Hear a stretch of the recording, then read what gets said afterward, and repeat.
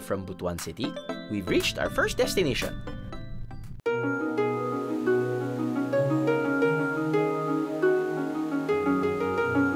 Say hello to Tenuyan Falls, mga biyero, ang isa sa pinakamalapad na falls sa Pilipinas.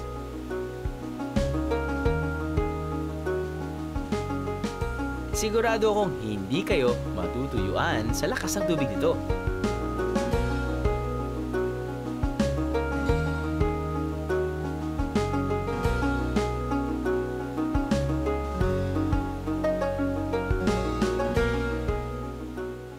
So first time yung pumunta kami sa Tenuyan Falls, I think medyo malakas yata yung ulan, may bagyo yata. So parang we weren't able to experience swimming.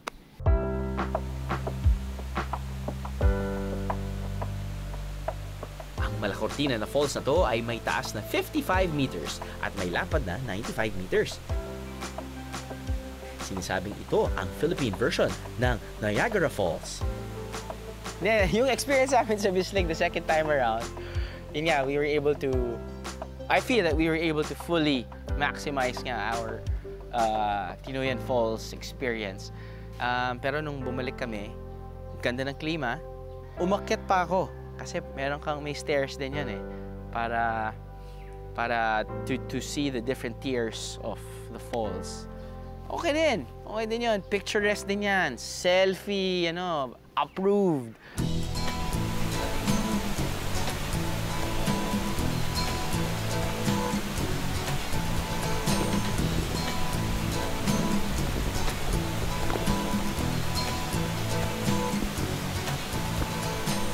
Estilo, sakay kayo sa balsa kung gusto nyo. At si Mr. Tourist Aid, volunteer, kayo mag-ila. Papunta sa gitna. Where the action happens.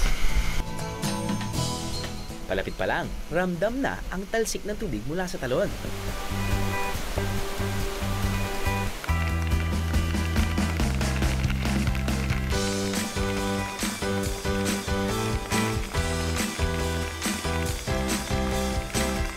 Biyahero tip, huwag kalimutang kumapit sa balsa.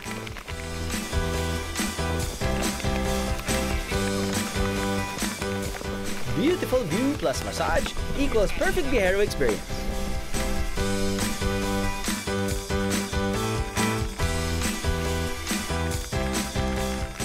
Enjoy ka na eh, basta tungtong ka lang dito sa balsa, lumapit ka sa mismong waterfalls, magpamasahe ka ng konti.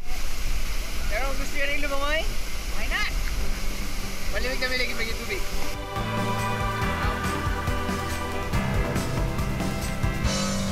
Saya nyo! Malimig yan, malimig nga talaga yung tubig. Malimig nga talaga yung tubig.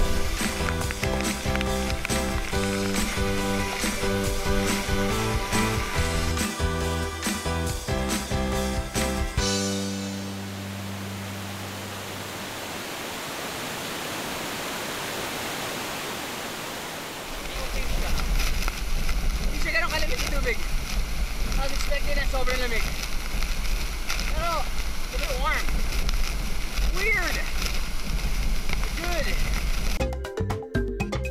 Simula pa lang ito ng sulit na biyahe dito sa Bislig.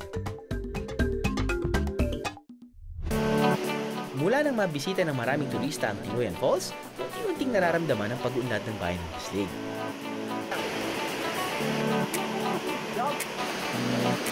Kaya nakaagaw pansin na rin ang iba pang natatagong yaman nito, tulad ng baby falls na pwede sa lahat, bata, matanda, at pati mga feeling bata. Pwede rin sa mga hindi expert lumangoy. Ang sikat na lugar na madalas na puntahan ng mga Bisliganon at saka mga other tourists yung Sian Falls. Bakit tinawag na Sian Falls? Kasi Sian is a native language, a Kamayo native language, meaning that one.